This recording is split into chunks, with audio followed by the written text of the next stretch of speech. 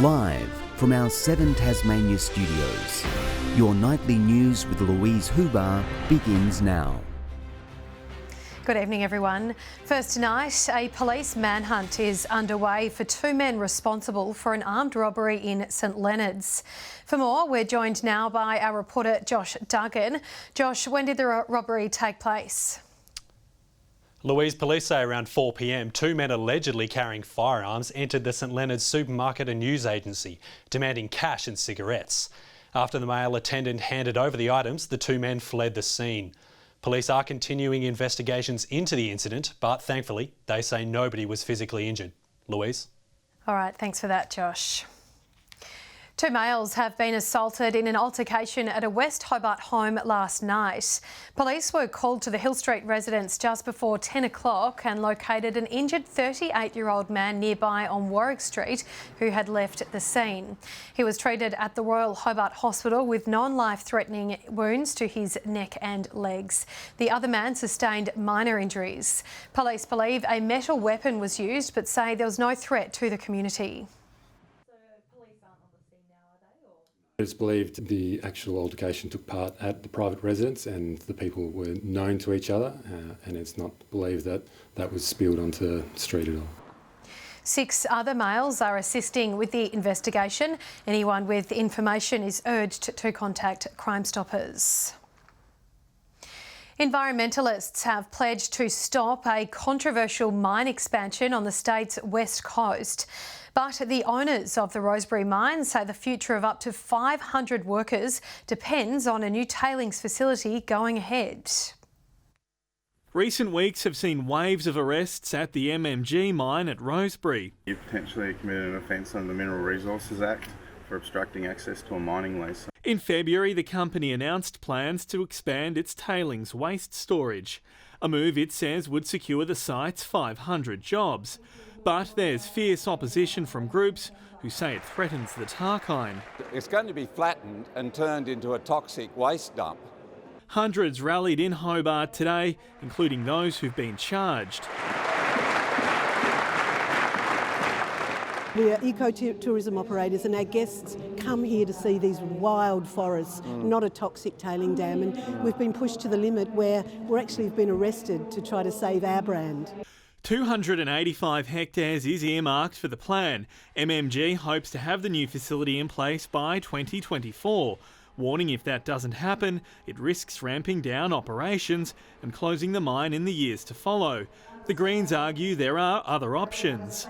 The state government and the Premier has enormous capacity here to work with MMG to find alternative sites. The matter is now before Federal Environment Minister Susan Lee. The state government expects a decision in coming weeks. It needs to be done without damaging the environment. That's what our regulations and federal regulations are there for. Meanwhile, protesters in Launceston put on a show. Extinction Rebellion again voicing fear over climate change. I'm a bushwalker, been bushwalking for 50 years, and I've seen the change in places where I'm walking. We can't stop the heating of the planet unless we actually stop using carbon. But when the music and permit ended, police stepped in. 9 people are expected to face court next month. Sean McComish, 7 Tasmania News. Tasmania's container refund scheme is a step closer with draft legislation released today. The state government is asking for public comment on the bill, which will see Tasmanians given a 10-cent refund for bottles and cans.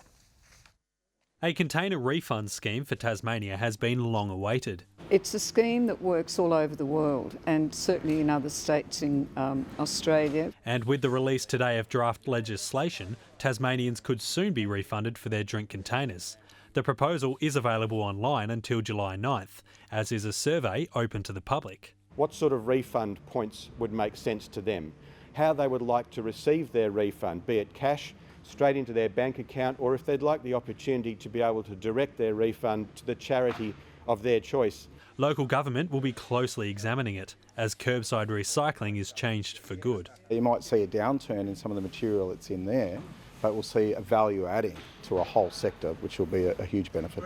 The proposed legislation doesn't have a rigid template for delivery. It's hoped that will create fundraising opportunities. A football club or a scout group might ask you to donate your containers and that they will redeem the refund. In some other cases, we may have community organisations and charities who are contracted to be a refund point. And it's really about conveying the messages and where those refunds would come to and how we would use them as a sector to promote our causes. The government is hoping to table the bill to Parliament by the end of this year and have the program up and running in 2022. Josh Duggan, 7 Tasmania News. A bold plan for a public artwork at Ida Bay is being pitched to the public. Mona-affiliated Dark Lab is hoping to establish the artwork titled Transformer. The installation would also see a visitor centre and car park built at the Ida Bay Reserve.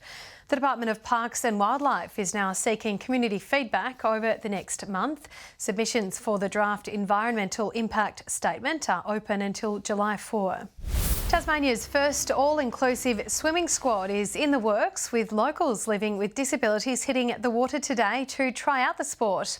Special Olympics Australia visiting Hobart, helping avid swimmers reach their goals and even compete nationally.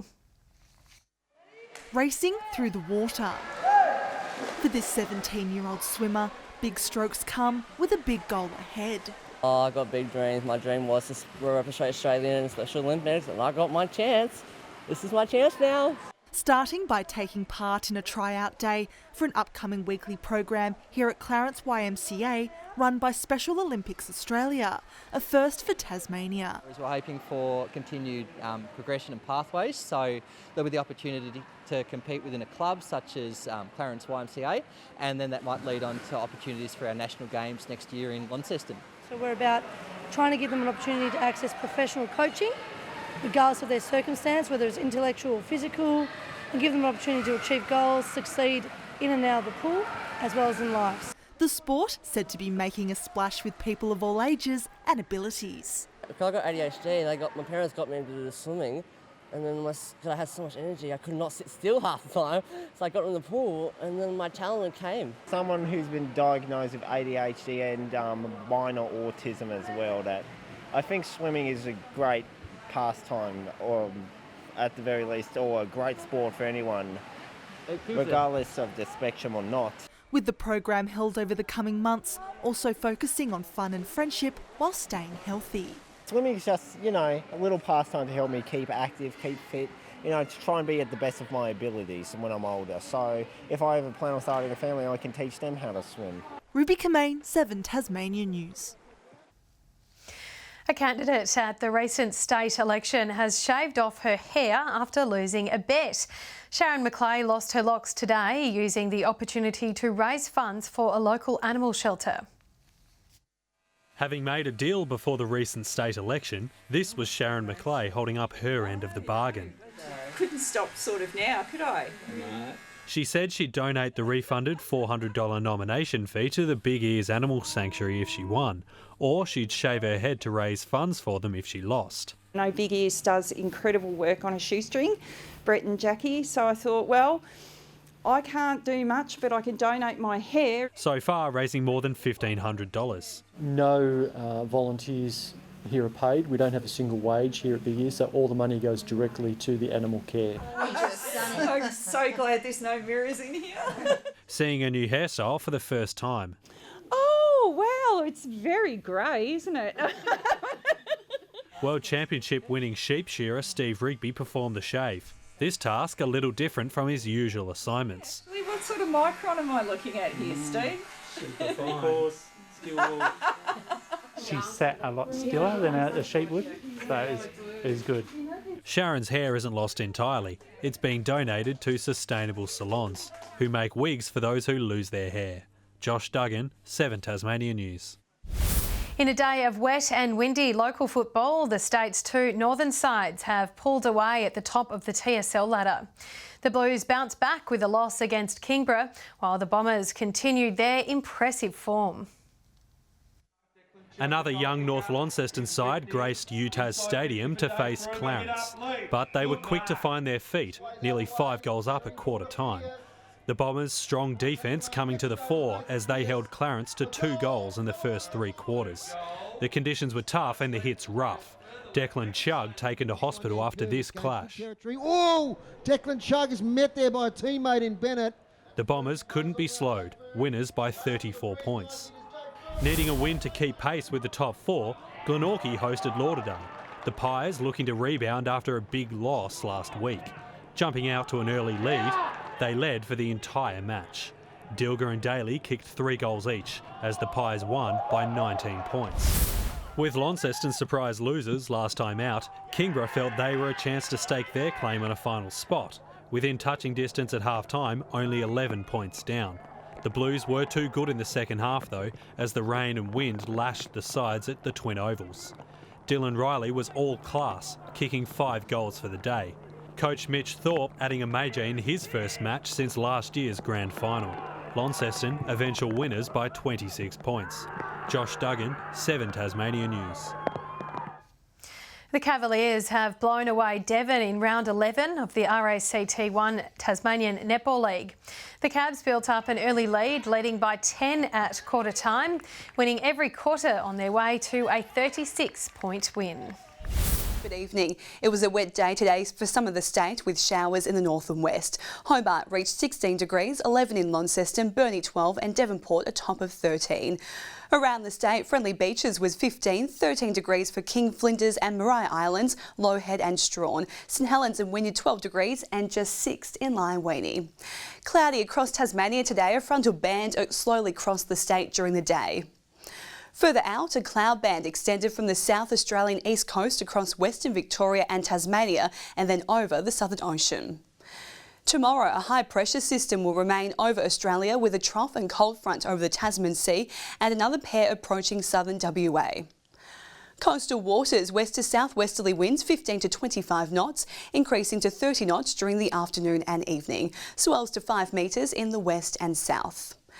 A strong wind warning for southern, western, northern and eastern coastal waters from southeast Cape to Wineglass Bay, including Banks, Strait and Franklin Sound. Another wind warning is in place for the southwest lakes. Tomorrow's forecast now, Hobart a shower or 2 and 13, 13 also for Ouse and Richmond. Showers and 14 in Launceston, showers also developing in Devonport and Deloraine. Burnie showers increasing, 15 degrees in Strawn and Curry showers and becoming windy, a top of 16. In the east, 15 and showers developing for St Helens, Swansea and Whitemark. On Monday, showers mostly in the northern, western and central areas, possible thunderstorms about the west and far south. Tuesday, showers again in the northwest and central areas, strong and gusty winds. And more showers on Wednesday, clearing from the north and west during the morning and falling as snow above 900 metres. Around the country, tomorrow, Adelaide 19 and partly cloudy, Canberra mostly sunny and 15, 22 and sunny in Brisbane and a top of 17 degrees in Melbourne. And these are the current temperatures across the state. Back to you, Louise.